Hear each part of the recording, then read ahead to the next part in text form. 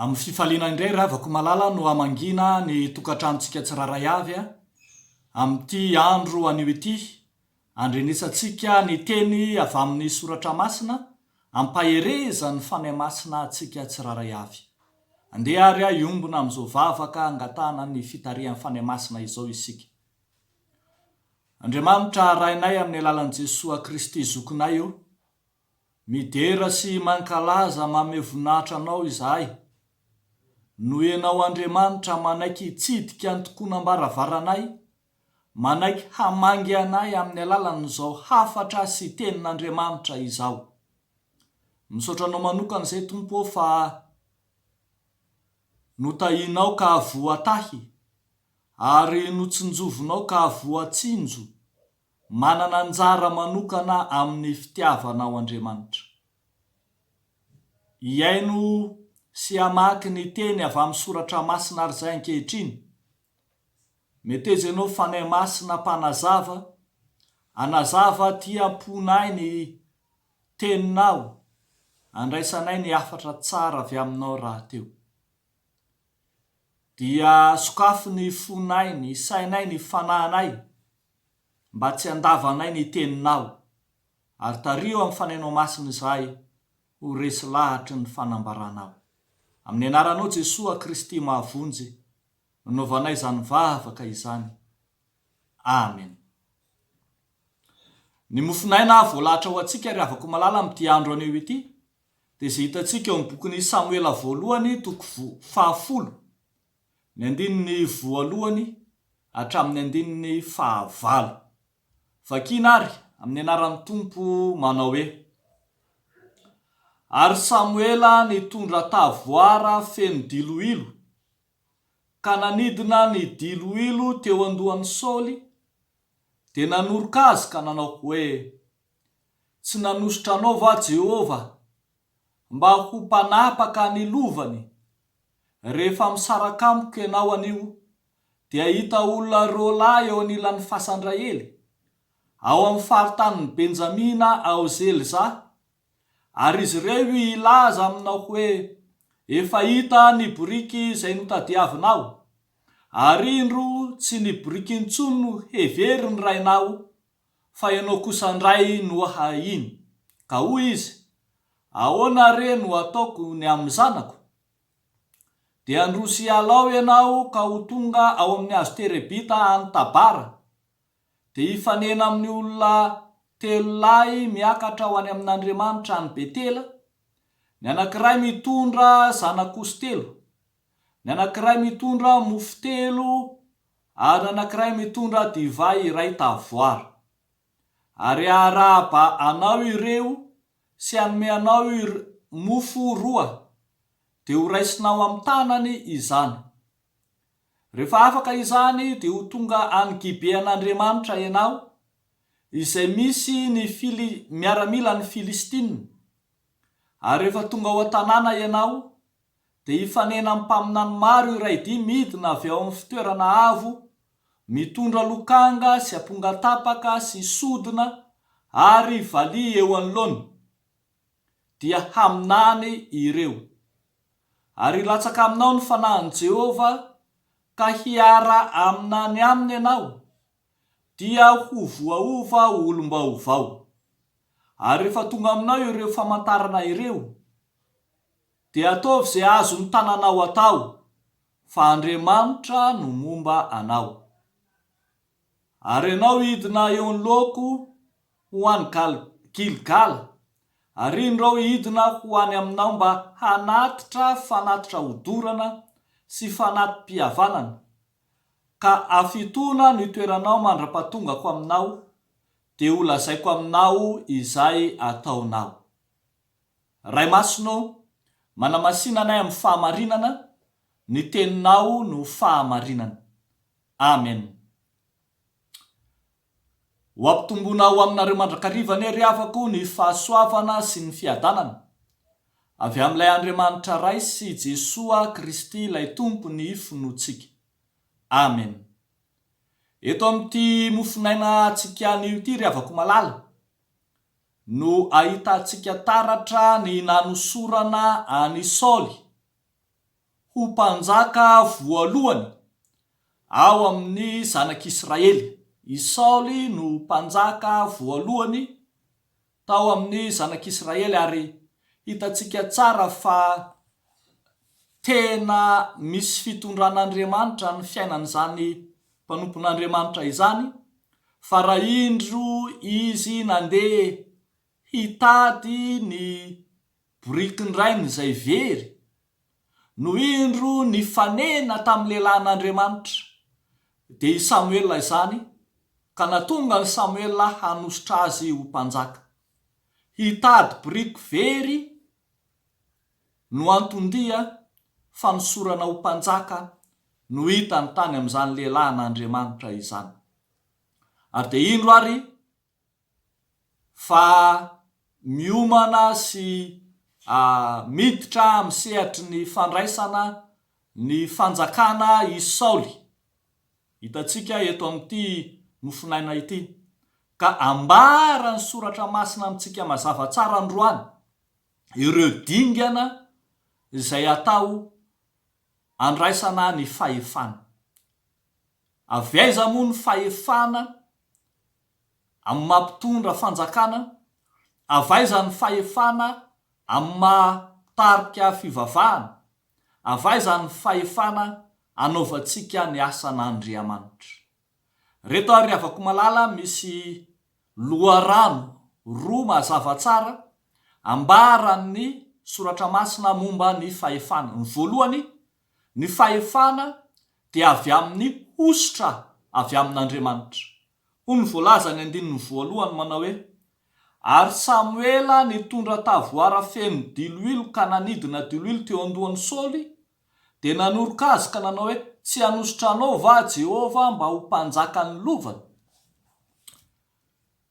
Ny fahefana rehavako malala dia raisina avy amin'ny hositra avy amin'Andriamanitra. Ao amin'ny testamenta taloha dia fahefana telo no andraisana hositra avy amin'Andriamanitra. Ny fahefan'ny mpanjaka tahak'izay hitantsika eto, ny fahefan'ny mpisorona izay manatanteraka ny fisoronana ao amin'ny tempoly, ary ny fahefan'ny mpaminany izay irahan'i Jehova amin'ny anarany. Ireo no hosorana. Ka ny fandraisana izany hositra avy amin'Andriamanitra izany tamin'ny fampiasana ilay tavoara feno diloilo sy ny nanodinana izany teo amin'ny lohan'ny Saoly, no midika ihany koa ny fandraisany izany fahefana avy amin'Andriamanitra izany. Dia hitantsika tsara ny tohan'ny tantara eto, fa rehefa nosorana ho mpanjaka tamin'ny alalan'ilay seremonia religieux i Saoly mpanjaka, dia nampahitana azy ny amin'izay ambarany tenin'Andriamanitra, izay fahitana izay hitantsika eto. Ny olona izay hosorana ho mpanjaka hitantsika eto dia voalohany hahita izay tadiavina. Jereo tsara fa nilazain'i Samuela fa efa hita le boriky izay very, ary hita any akaiky ny fasan'i Raely izany. Fa ny anankiray faharo koa dia hitantsika fa nasaina nifanena tamin'ireo olona telo nitondra mofo, nitondra zanakosy ary mitondra divay. Izany hoe hifanena amin'ny fitahiana izany olona izany, ary tokony ho vonona ihany koa aza hifanena amin'ny fahoriana sy ny fahavalo, tahak'izay hitantsika zao voalaza fa andeha izy ho any Gibean'Andriamanitra hifanena amin'ny miaramilan'ny Filistina izay nangeja sy izay mitandroka mandrakariva ny vahoaka tany vahoaka zanak'Israely fa izay. Rehavako malala, natohina toe-javatra miseho arakaraky ny zava-misy rehetra, dia ho afaka hiatrika izany ny mpanjaka voahositra i Jehova.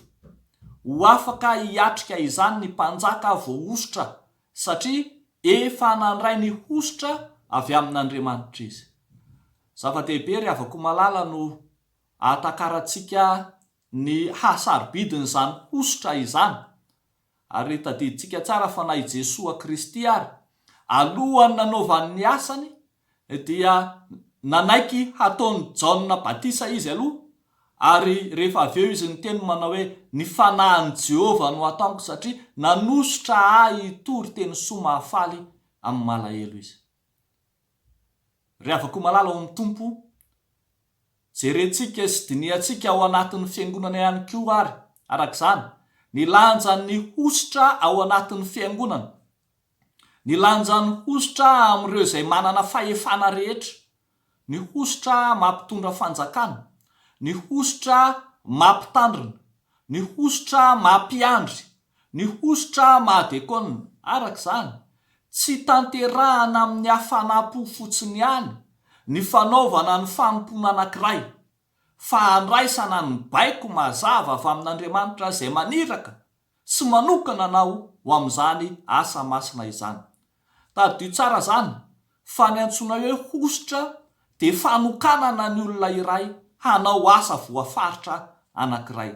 Dikan'izay tsy izay rehetra mahatsapa na mandre na mieritreritra ny tenany ho manana izany fanomezam-pahasoavana izany dia andeha hanira tena hanao izany asa na sokajin'asa izany.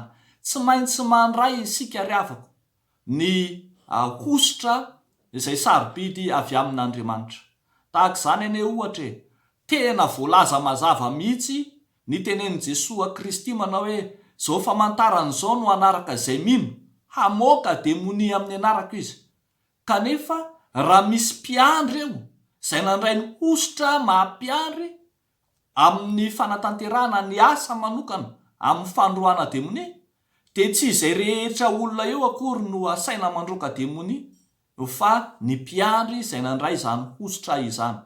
Tahaka izany koa ny mpitandrina no nandray ny hositra mampitandrina, ka eo anatrehan'ny fanompona izay atao dia hipetraka mandrakariva na dia ambara mandrakariva ara, fa ny fanompontsika dia fanompona izay fanjakam-pisorona, ka mpisorona avokoa ny olona rehetra, dia hotsarotsika hatrany ny hasina sy ny masarobidy ny mpitandrina izay nandray izany hositra manokana avy amin'Andriamanitra izany. Ary koa satria mpanjaka no resahana eto, dia hotsarotsika koa ny hasarobidiny izany hositra mahampanjaka, mamana-pahefana, mampitondra fanjakana izany, araka ny tenin'ny soratra masina hoe aoka isika hanaiky ny fahefana lehibe satria izay misy dia avy amin'Andriamanitra. Ry havako malala ao amin'ny Tompo, misarika ny saintsika rehetra zao tenin'Andriamanitra izao, fa na inona fahitana, na inona fitahiana, ary na ho inona koa aza loza hatrehana, ny hositra izay noraisina avy amin'Andriamanitra no manampy anatanterahana izany asa izany. Ary indrindra izany hositra noraisina avy amin'Andriamanitra izany no ahafahana manatanteraka ny asa rahateo. Ny zavatra faharoa ry havako malala izay jerentsika eto amin'ity tenin'Andriamanitra ity dia ny hoe avy aiza ny fahefana, dia mazava ny anambarana ny tapany faharoa amin'ity nofinaina ity. Ny fahefana dia avy amin'ny fanahin'Andriamanitra, avy amin'ny fanahin'Andriamanitra. Eo amin'ny tapany faharoa amin'ny andininy fahadimy sy ny fahenina sy ny fahafito ary ny fahavalo dia mahatakatra isika fa rehefa avy nahita ireo karazana fahitana rehetra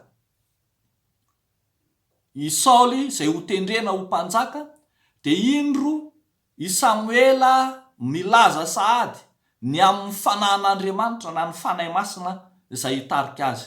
Hifanena amin'reto antsoina hoe mpaminany iraidia ireto izy. Ny mpaminany raidia dia fiandohan'ny zanaky ny mpaminany na ny sekolin'ny mpaminany tamin'izany fotoana izany. Ka indro ahafahana manatanteraka ilay asa sarobidy izay nanirahana tamin'izany fotoana izany, dia indro ambara fa hiara haminany amin'ireo mpaminany raidia ireo i Saoly mpanjaka. Dikan'izay ny fanahin'Andriamanitra no hitoetra ao anatiny, ka rehefa tafiditra ao anatiny io mpaminan'Andriamanitra io dia afaka hanatanteraka asa samihafa amin'izay izy. Ary izay nahatonga ny Samuela hiteny manao hoe eo amin'ny andininy fahafito ataovy izay azo ny tananao atao fa momba anao Andriamanitra. Ampahatsiarovina mantsy fa raha vao nifanena tamin'ny Samuela fotsiny Saoly ka notenen'ny Samuela fa izy ny tokony ho mpanjaka, dia nanala tsy ny tenany Saoly ka niteny manao hoe fa iza moa aho. Ary amin'ny 7:20 no ahitantsika manao hoe tsy Benjamina va aho, avy amin'ilay kely indrindra amin'ny firenen'i Israely, ary tsy kely indrindra va ny mpianakaviko amin'ny mpianakavin'ny firenen'i Benjamina rehetra, ka nahoana no miteny amiko toy izany ianao? Te hiteny Saoly fa kely ny heriny ara-pahefana anatanterahana ny asa. Saingy lay fanahan'Andriamanitra izay narotsaka ao aminy kosa ahafahany maminany sy ahafahany mandray ny fanahan'Andriamanitra no hitarika azy amin'ny asa rehetra. Arak'izany dia tsy izy amin'ny maha Saoly sy mahataranaka ny Benjamina azy no hanjaka sy hitantana ny firenena ary hanapatra ny fahefany amin'ny firenena, fa Andriamanitra amin'ny alalan'ilay fanahany no hitoetra ao aminy. Ary dia hitantsika tsara fa tena miombona amin'ny fanatanterahana izany asa zany ny mpanompon'Andriamanitra dia i Samuely zany. Hitantsika eo amin'ny 15 amin'ny fanatanterahana ny fanatitra izay nataony. Ry havako malala, natoinona heverina fahefana ananantsika, natoinona heverina fa traikefa sy haizatra ananantsika, natoinona heverina fa tombondany ananantsika manokana, hafahantsika maka fahefana na mitazona toerana anankiray. Zao ny tsarovy, tsy afaka hanao izany asa zany samy irery isika, fa tsy maintsy ho tariny fanahan'Andriamanitra, tsy maintsy angatahantsika aloha ny fanahan'Andriamanitra hanovantsika, tahaka izay nandraisany Saoly ny fanahan'Andriamanitra ka nanova azy teto. Zao mantsy ny voalaza no 9 manao hoe ary ilatsaka aminao ny fanahan'i Jehova ka hiara-minany aminy ianao dia ho voaova ho olom-baovao.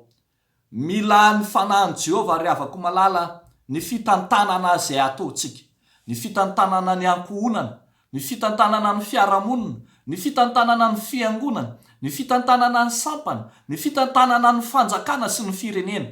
Ilaina ny fanahan'i Jehova hitarika mandrakariva. Ary efa fanao raha teo zany tao amin'ny tontolon'ny testamenta taloha manontolo, angatahana ny fanahan'Andriamanitra amin'ny fitantanana izay atao. Fa misarika ny saintsika ankehitriny koa mandeha araka izany fitarihan'ny fanahy masina zany koa ve isika amin'izao andro ankehitriny zao. Moa miaino ny bitsiky ny fanahy ve isika amin'ny fanapahan-kevitra rehetra izay ho raisintsika amin'ny fandaminana, amin'ny fitantanana, amin'izay fampandrosoana rehetra tiatsika atao eo anivo ny sehatra izay misy atsika tsiraray avy. Antsomy ny tenin'Andriamanitra arak'izany tsika ry havako malala, hiverina antaminy hevitry ny fanahy amin'ny zavatra rehetra izay ataontsika. Dia hitantsika fa omba atsika Andriamanitra, ampahery atsika izy ary anampy atsika amin'ireo toe-javatra rehetra izay miseho ny lohantsika, na fifaliana zany, na fizahan-toetra, na ady mahamay, na fahavalo mihitsy aza. Raha Andriamanitra ny momba atsika, iza no atohatra atsika ho ny soratra masina. Raha fehezina ary ry havako malala izao tenin'Andriamanitra izao dia mampahatsiaro atsika indray maka indray fa ny fahefana rehetra izay ananana dia avy amin'Andriamanitra izany, ary ny famomezan-dalana izy Andriamanitra ihany no ahafahantsika hanatanteraka ny asa anankiray, ka sady handray ny ositra avy amintsika. Noho izany raha teo no mitarika atsika handray ny fanahy masina izay mitarika atsika hanana ny fanahy ny fahazavan-tsaina. Dia ho an'Andriamanitra irerian'ny voninahitra, ho amintsika kosa ny fitarihan'ny fanahy masina. Amen. Ivavaka isika ry havako. Misaotra sy midera mankalazanao zay Andriamanitra ny amin'izany teny tsara, teny fiainana izay nomenao sy natolotra ho anay teto izany. Misaotra anao manokana izay satria fantatray marina tokoa zao fa ny asa mpanompoana rehetra ny tanterahanay dia tsy avy amin'ny herin'ny tenanay na ny fahalalanay, fa avy aminao Andriamanitra izay momba anay mandrakariva. Indro ary izay Tompo, mametraka eo ambany fahasoavanao ny fanompona rehetra ataonay, ny fanompona ny fiangonana, ny fanompona ny ankohonana, ny fanompona ny fianakaviana, ny fanompona ny fiaramonina, ny fanompona ny firenena, ny fanompona ny tanindrazana, dia ataonay tsy nohony amin'ny fitiavana ireny rehetra ireny fotsiny, fa indrindra ombany fitarihan'ny fanainao masina. Vangio manokana ary amin'ity anio totompo, izay rehetra manana andraikitra rehetra eto anivon'ny firenenay, manomboka any amin'ny filoham-pirenena, ny filohan'ny Repoblikan'i Madagasikara, ny filoham-pirenena Frantsay, ny filoham-pirenena rehetra manerana izao tontolo izao, ary ireo rehetra androm-panjakana miaraka aminy, mba hanana ny fanahy ny fahazavan-tsaina avy aminao, hitarika azy indray fanapahan-kevitra hendry manoloana ny fahasarotana izay misy eo anatrehanay. Dia taio ny vahoaka rehetra ho vahoaka mpankatoa araka ny teninao rahateo. Dia ataonay izany vavaka izany satria mino izahay fa manomana firenena vanona ho anay ianao. Amin'ny anaran'i Jesosy Kristy tomponay. Amen.